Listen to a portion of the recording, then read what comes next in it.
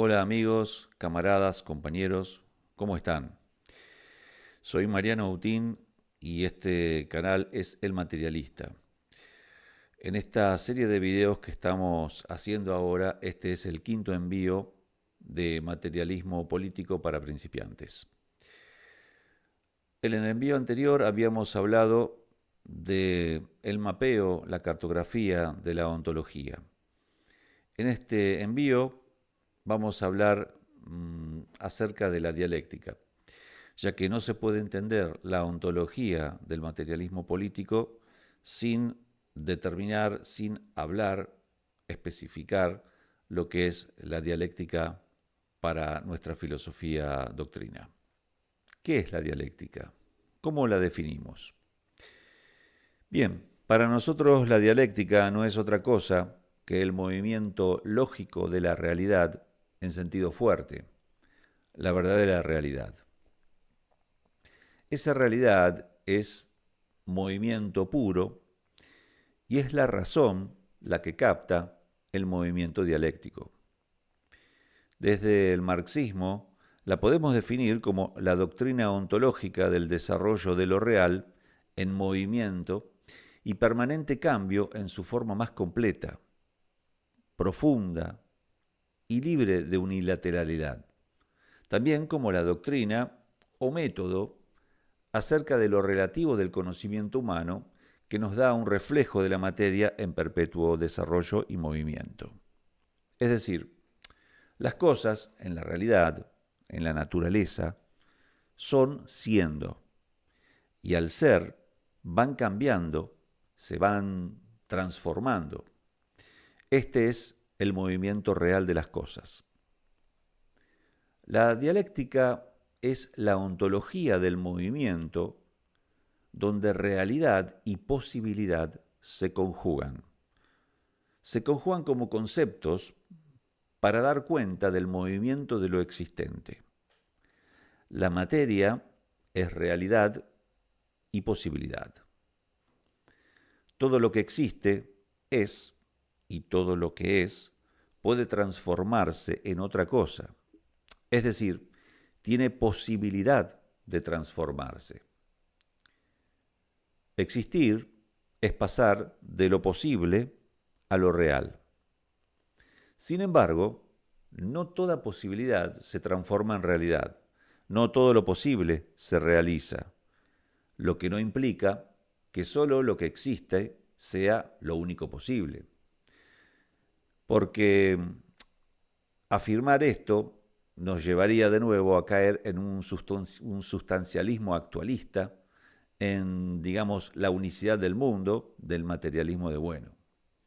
En el marxismo-leninismo, lo real, es decir, lo que existe, se desdobla en lo posible, lo que podría existir, y en la realización futura, con lo que aquí no cabe teleologismo, sino que pluralidad de opciones. Por su parte, el filósofo marxista argentino Juan José Hernández Arregui nos dirá sobre la dialéctica que esta es la ley objetiva inmanente a la naturaleza misma en estado de cambio. La dialéctica es la ley de la realidad universal, realidad que variaría por oposiciones. La dialéctica, entonces, es la ley del cambio de los fenómenos de la naturaleza. Pero existe un ámbito histórico que también cambia. Y en este orden, sin variar su esencia, en este mundo de contradicciones que es la historia, la dialéctica es, en el orden teórico y en tanto método, la forma de pensar y comprender como proceso unitivo las contradicciones que explican el cambio social, y en la aplicación de tal método en la práctica, la dialéctica es el arte de mostrar, a la luz de la lógica como instrumento de la razón, las contradicciones de la realidad tanto natural como histórica. Por lo tanto, la dialéctica es una ley objetiva de la realidad que denota cambio y movimiento, y también es un método y una forma de pensar y analizar de manera crítica y racional la realidad a la luz de y exponiendo las contradicciones de la misma realidad. Estas definiciones de dialéctica vienen heredadas de la concepción hegeliana en realidad. Concepción que a su vez Hegel retoma del filósofo presocrático Heráclito de Éfeso del siglo V a.C. Para Hegel, como para Heráclito, la realidad es puro devenir, incesante transformación, donde todo fluye y nada permanece. Pero para Hegel, la idea es la realidad. Por eso es un filósofo idealista. Y a través de un proceso, de un movimiento dialéctico, la idea se revela a sí misma como la totalidad de lo real, como el espíritu absoluto. En la lógica hegeliana, el movimiento racional que acontece es dialéctico porque apenas afirma algo, tiende a negarlo y a contradecirlo, y luego tiende a superar esa contradicción.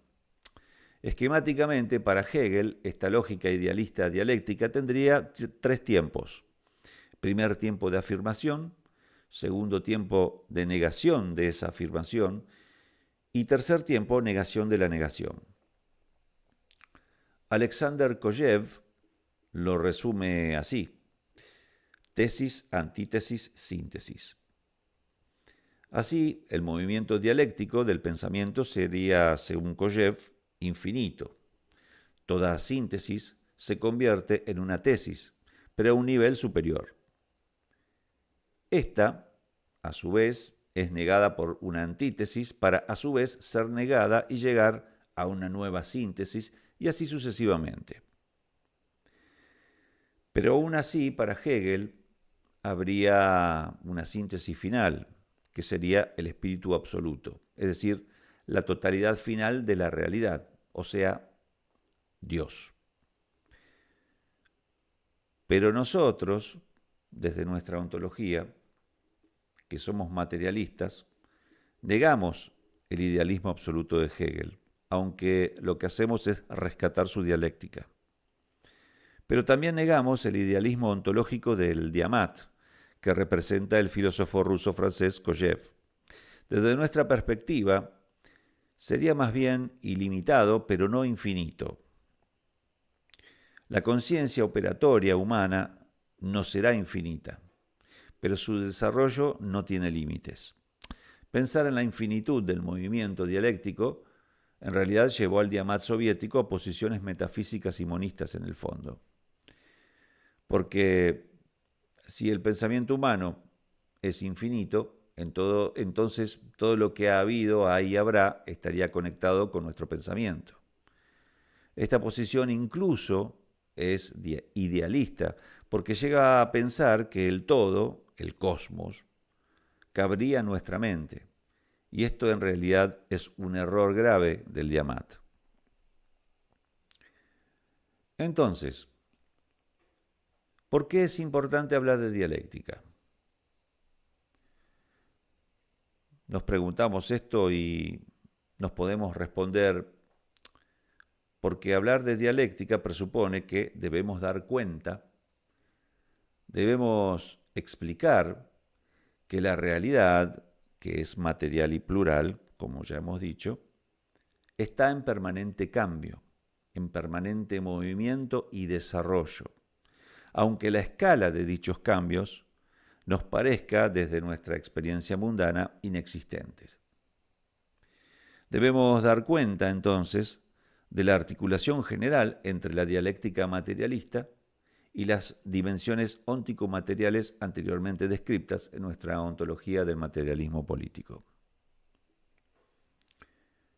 La dialéctica materialista aparece en el momento de la producción de la símploque, es decir, conexión-desconexión, realizada por el ego trascendental partiendo de los fenómenos que conforman mediante la acción productora del ego, las dimensiones óntico-materiales en mediación, también con el ser material trascendental.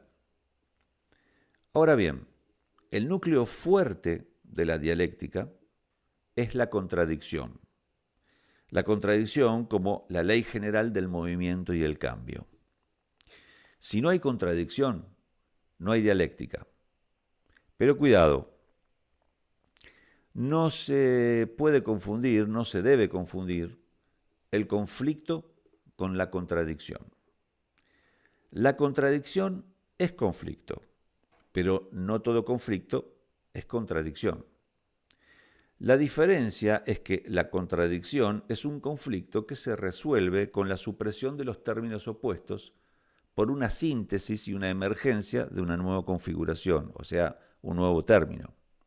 En cambio, el conflicto es pura oposición, donde no existe esta superación, por lo que la situación del conflicto no se resuelve y se cronifica. Es decir, en la contradicción hay resolución, que puede ser estructural o procesual, pero en el conflicto no. Engels escribió su Dialéctica de la Naturaleza entre 1875 y 1876, tratando constantemente la idea de contradicción. A este respecto, Gustavo Bueno se pregunta si es posible mantener una dialéctica de la naturaleza sin caer en un panlogismo, es decir, en pensar que todo lo racional es real. El cosmos presenta contradicciones que parecen tener sentido solo a nivel lógico. Sin embargo, en la realidad no es así. Podemos decir que las contradicciones dialécticas se formulan en las diferentes dimensiones óntico-materiales del universo-mundo, pero también en todo el cosmos, aunque muchas de estas no podamos conocerlas aún, ni las conozcamos nunca, a la inmensa mayoría, en esa parte del cosmos que es, como habíamos dicho anteriormente, el ser material trascendental. La gestión de la producción de las contradicciones a nuestra escala ontológica la realiza el ego trascendental. Para aclarar un poco las cosas, vamos a plantearlo así. Las contradicciones entre ideas lógico-abstractas, DU3, suelen designar rectificaciones de su curso real de pensamiento, es decir, en la lógica dialéctica, y en el caso que se construyan identidades formales, en la lógica formal, estas lo serán en la medida en que una secuencia de ideas representadas en símbolos lógicos se oponga a otra previamente establecida. Por lo que el efecto de dicha oposición será la eliminación en la dimensión física de una de las secuencias incompatibles. A su vez, las contradicciones entre objetos físicos DU1 carecen de sentido sin la dimensión psicológica DU2 o sin la dimensión lógico-abstracta DU3. Es decir, sin estas dos últimas dimensiones, las contradicciones entre objetos físicos serían meros procesos de aproximación o distanciamiento de partículas. Pero en el materialismo político, dichas contradicciones se configuran en todas las dimensiones por la mediación mutua entre todas ellas. Por ejemplo, vamos a dar un ejemplo para que se entienda. Dos rocas que chocan, sería una contradicción en la dimensión física, solo pueden percibirse, es decir, hacerse conscientes en la mente humana, cuando interviene la dimensión lógico-abstracta, es decir, cuando interviene la razón. No es simplemente dos cuerpos que chocan, sino que uno ya empieza a conceptualizar lo que es en sí misma la contradicción de oposiciones entre dos objetos, a partir de la razón y de la conciencia de ese choque de objetos. Sin la conciencia y sin la intervención de la conciencia y de la lógica humana, son simplemente dos objetos que chocan y nadie tiene conciencia de dicho hecho fáctico. Otro ejemplo, las contradicciones en la dimensión psicológica, como ocurre, por ejemplo, al final del sueño, con el despertar. Esto incluye la dimensión física del movimiento del sujeto al despertar y del soporte material del cerebro que está soñando o que sueña, como así también la dimensión lógico-abstracta en la que se puede categorizar el concepto de sueño. Entonces aquí tenemos las tres dimensiones en acción: el movimiento al despertar, el soporte material del sueño y el sueño como elemento o como ente de lo lógico abstracto. Resumiendo, el principal error es concebir a la dialéctica como contradicción en una sola dimensión material. Este error condujo al existencialismo, a hacer una crítica idealista del marxismo y al Diamat soviético a excluir la dimensión lógico-abstracta de su análisis como campo de contradicciones. Tanto unos como otros soslayaron el hecho de que todo es material, pero material con carácter plural por sus múltiples dimensiones. A su vez, y esto ya lo señaló Hegel en su día y lo retomó Gustavo Bueno, la lógica formal debe ser dialectizada. Y así se evita el error de construir una lógica dialéctica de tipo bonista, como lo que pretendió conformar el Diamat en la Unión Soviética. Repasando, todo es material y por lo tanto la oposición materia-forma, es decir, lo existente y su representación abstracta, solo es un caso especial de oposición entre contenidos materiales diversos. De esta manera, la inagotabilidad de la materia en profundidad, como decía Lenin, vuelve a ejercer su papel de idea filosófica fundamental, en tanto que lo material siempre está activo, mientras que la forma se reduce a una representación que subsiste solo desde una actividad interindividual en la dimensión psicológica o en la dimensión lógico-abstracta, es decir, desde el ejercicio racio-universalista operatorio o artesano del ego trascendental. Sin duda, el factor psicológico deberá estar presente a la hora de comprobar las contradicciones. Pero también lo han de estar los factores objetivos y las fuerzas de la dimensión física y las leyes de la mecánica clásica, cuyo lugar es la dimensión lógico-abstracta, que son las leyes tan objetivas como los objetos físicos del sistema dado que lo definen. Los juicios sintéticos, operatorios corpóreos, serán los que nos permitan construir los objetos del campo donde se observan las contradicciones. No lo serán los juicios analíticos, en los cuales, como ya dijimos, no hay dialéctica, rechazada por la filosofía analítica, así como por el marxismo analítico. Pero debemos tener en cuenta que hay un punto en que la dialéctica en Simploqué, entre los entes de las dimensiones óntico-materiales del universo, llevaría a la desaparición de dichos entes por la ley interna de su propia constitución, esto es, por la segunda ley de la termodinámica, es decir, la entropía.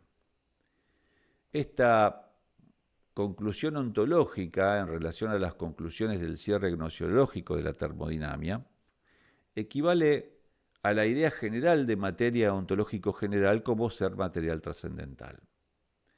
La consideración dialéctica del cosmos aparece en la intersección del universo con el ser material trascendental.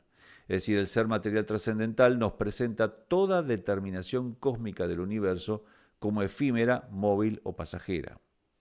El universo formaliza así la movilidad y la inagotabilidad de la materia en profundidad como una contradicción. Todo proceso o sistema real es contradictorio, es decir, tiende a la contradicción. pero no es suficiente enunciarlo. Es necesario determinar los mecanismos, las circunstancias, los momentos que permiten determinar que un proceso, un sistema o un ente va a desaparecer.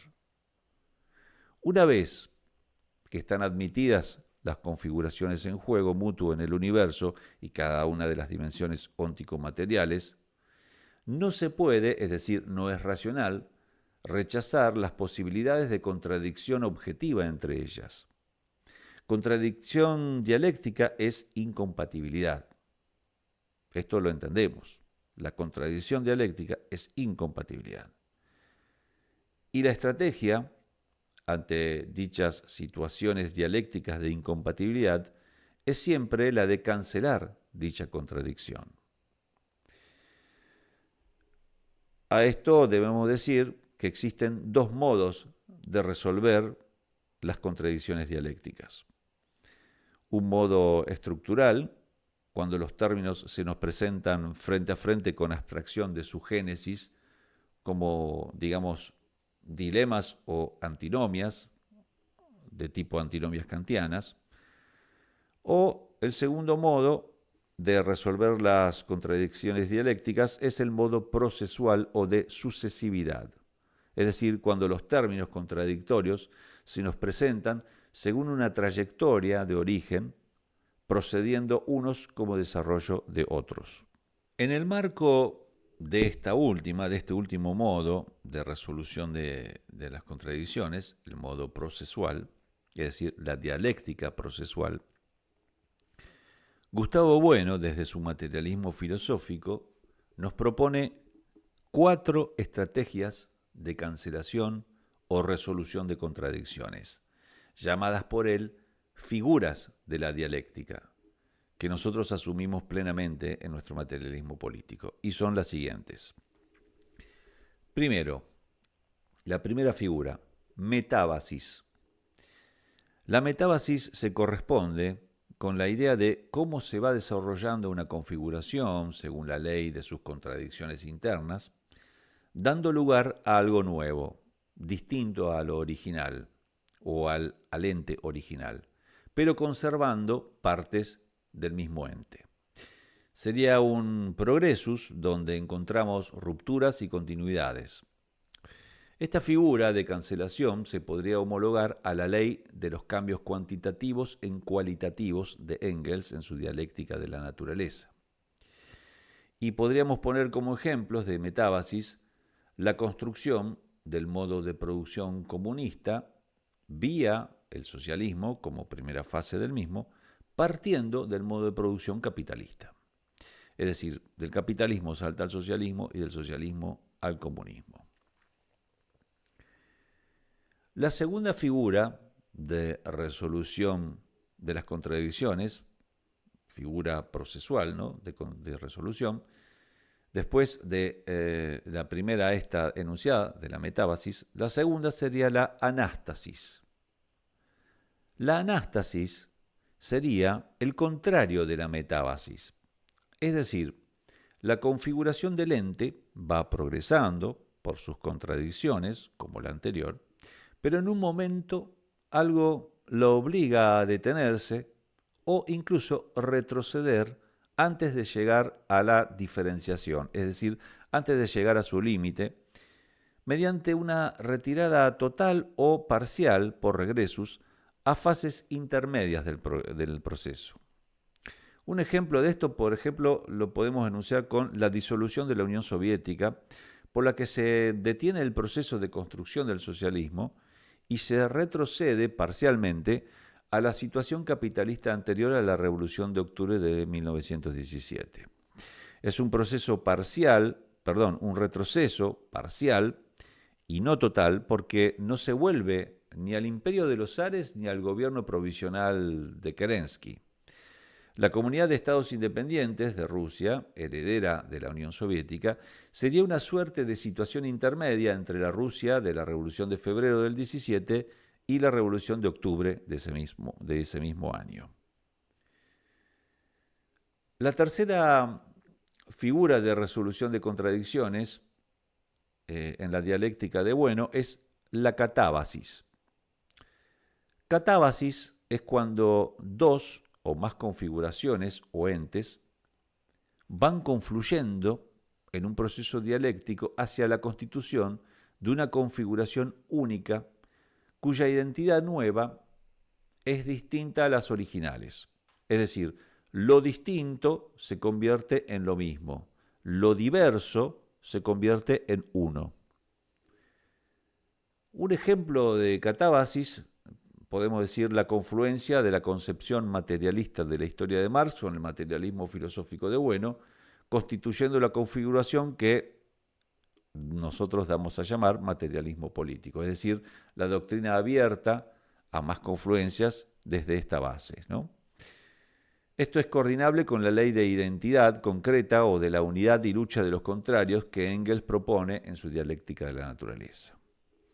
El ejemplo es claro, es lo que estamos haciendo aquí ahora, juntar como dos núcleos ligeros al materialismo al materialismo histórico de Marx con el materialismo filosófico de Bueno, además de otras corrientes de pensamiento, como por ejemplo la de Gullo con su insubordinación fundante, la escuela de Zipcom, etc.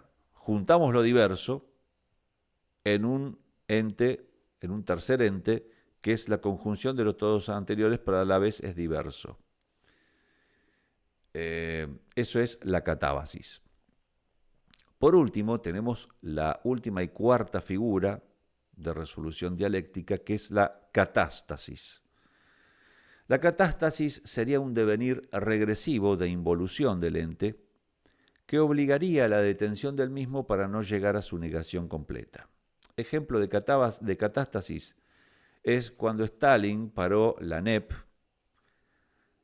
ante el cerco geopolítico e inició los planes quinquenales para el desarrollo acelerado de la Unión Soviética para evitar que pereciera el sistema soviético. Es decir, la catástasis es, ante la involución de ese ente, se interviene, se lo detiene para evitar su desaparición completa.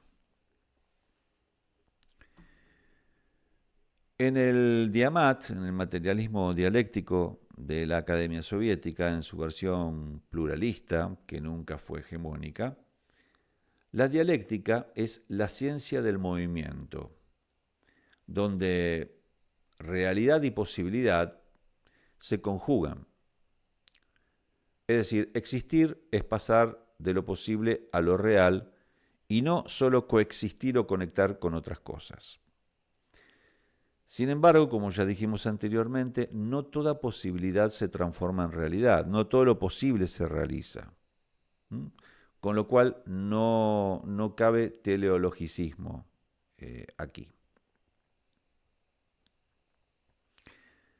Es decir, no hay un teleologicismo o un punto de llegada inexorable, sino que lo que hay es pluralidad de posibilidades que pueden realizarse o no. El futuro en realidad no existe en el Diamat como algo paralelo a lo realmente existente, sino siempre como posibilidad. Para el Diamat, el materialismo dialéctico soviético, la realidad es interconectividad y coexistencia de fenómenos plurales en constante cambio y desarrollo en los cuales se producen conexiones en el espacio-tiempo. El pasado influye en el aquí y ahora y a su vez, en el presente, se puede vislumbrar las tendencias del futuro condicionadas por las realidades concretas del aquí y ahora. Esta concepción permitía una praxis política marxista-leninista, pero siempre teniendo en cuenta las condiciones materiales, objetivas, concretas, históricas y espaciotemporales. Desde un punto de vista gnosiológico, sabemos que la gnosiología es la parte de la filosofía que estudia los principios, los fundamentos, extensión y métodos del conocimiento humano.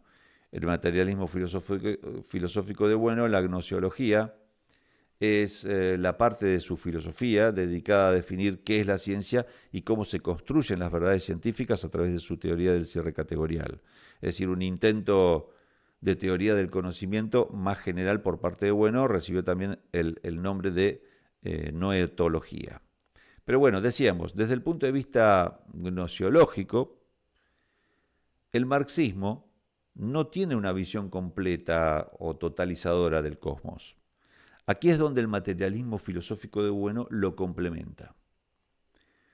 Pero de todas maneras, esto no disminuye el carácter totalizador de la praxis humana y del conocimiento desplegado históricamente, estableciendo nexos cada vez más profundos a través del ego trascendental en el universo que le rodea, del que forma parte y del que él mismo clasifica.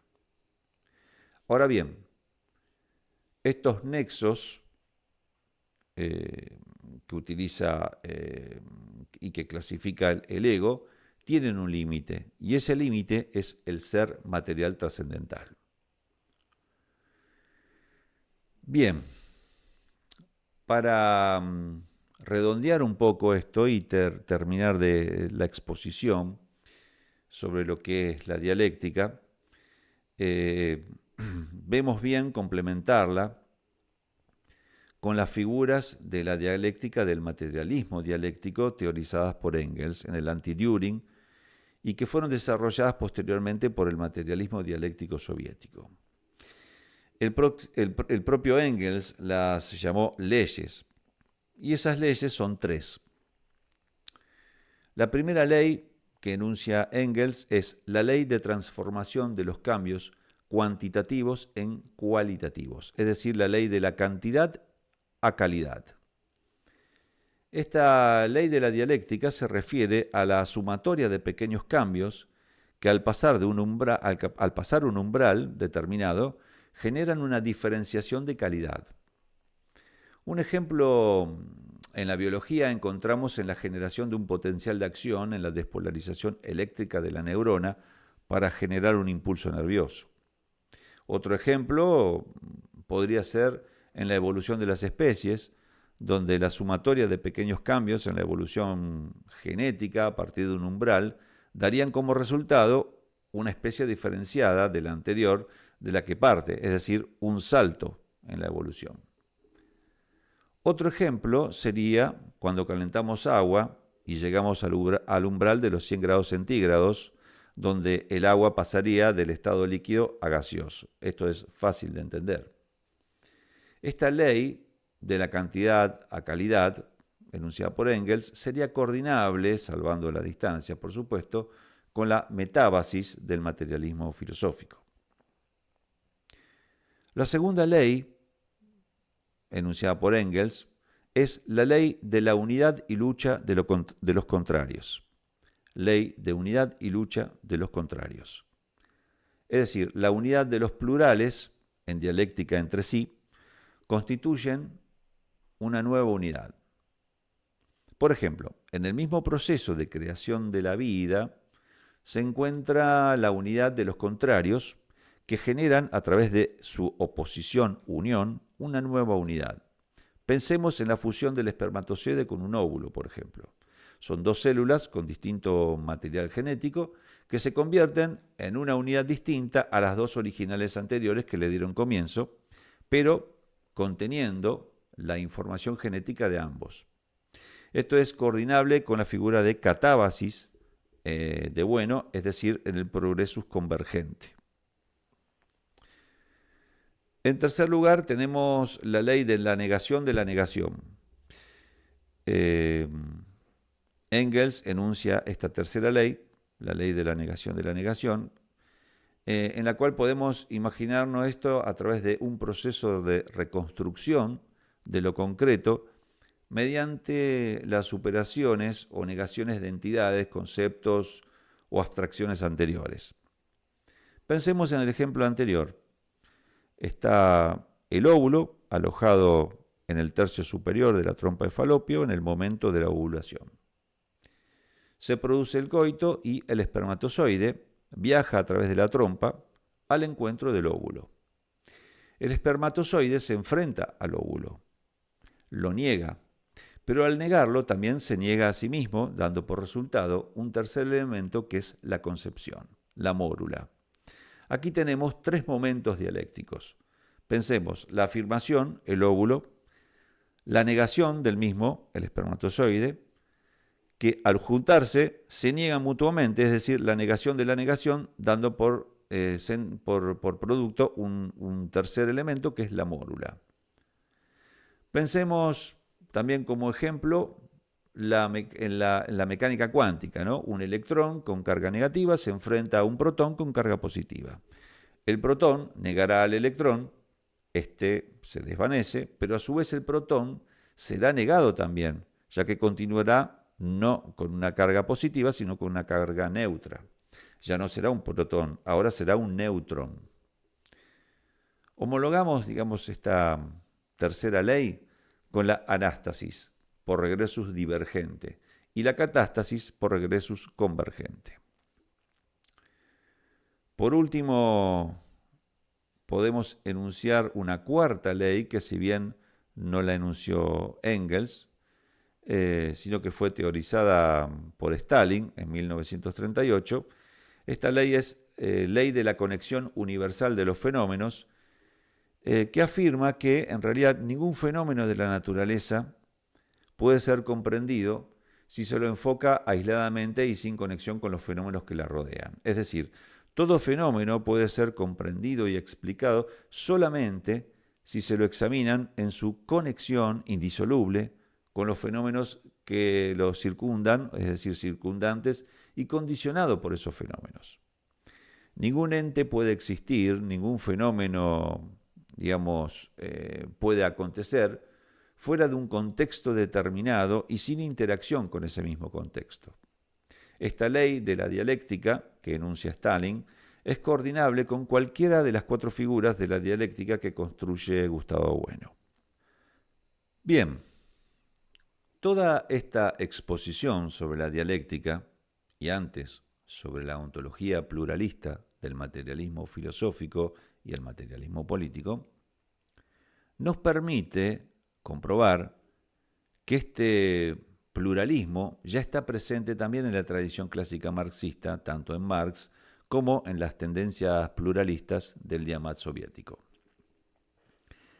Por lo tanto, estas líneas generales de una ontología materialista pluralista que implique romper con el monismo y el teleologicismo del Diamant, que implica también romper con el gnosticismo, el nihilismo y el teoreticismo del materialismo filosófico, así como romper también con su sustancialismo actualista de la unicidad del mundo, como así también romper con el hipercriticismo de los marxismos occidentales, nos permitirían, partiendo de ellas mismas, ir hacia una concepción materialista de la vida política que tome partido por una concepción fuerte de la filosofía en lo que a su implantación política se refiere.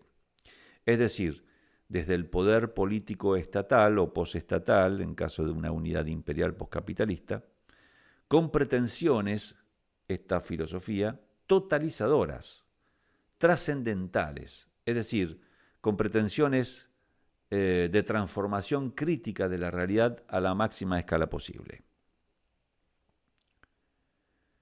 Por ello, vamos a dejar aquí, en este punto, este envío, pero sin dejar de mencionar que nos va a interesar en el próximo envío tratar cuestiones sobre la antropología filosófica y sobre la filosofía de la historia, que son cuestiones cruciales para entender el materialismo histórico de Marx, en las que se centró Gustavo Bueno en su vuelta del revés de Marx o su lectura crítica del mismo.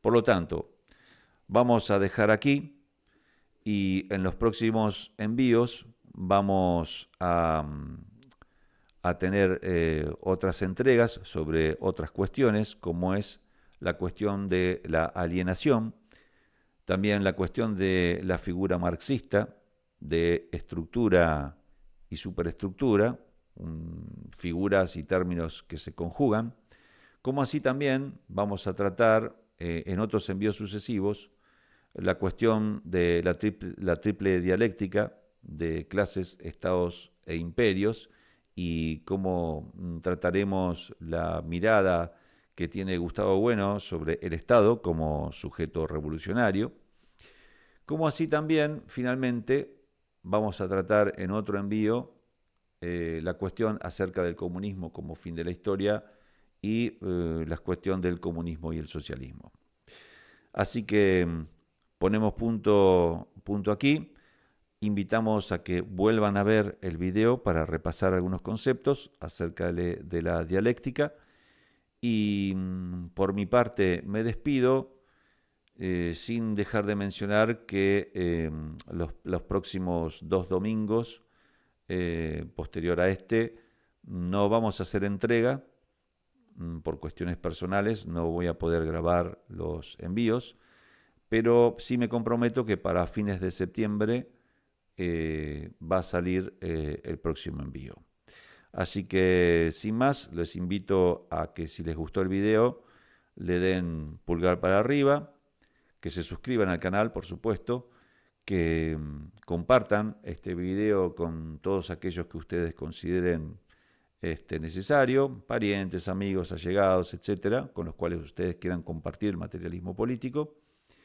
Y sin más, les dejo un abrazo grande y agradeciéndoles siempre por estar ahí y deseándoles que pasen un buen fin de semana y que estén bien. Muchas gracias por estar.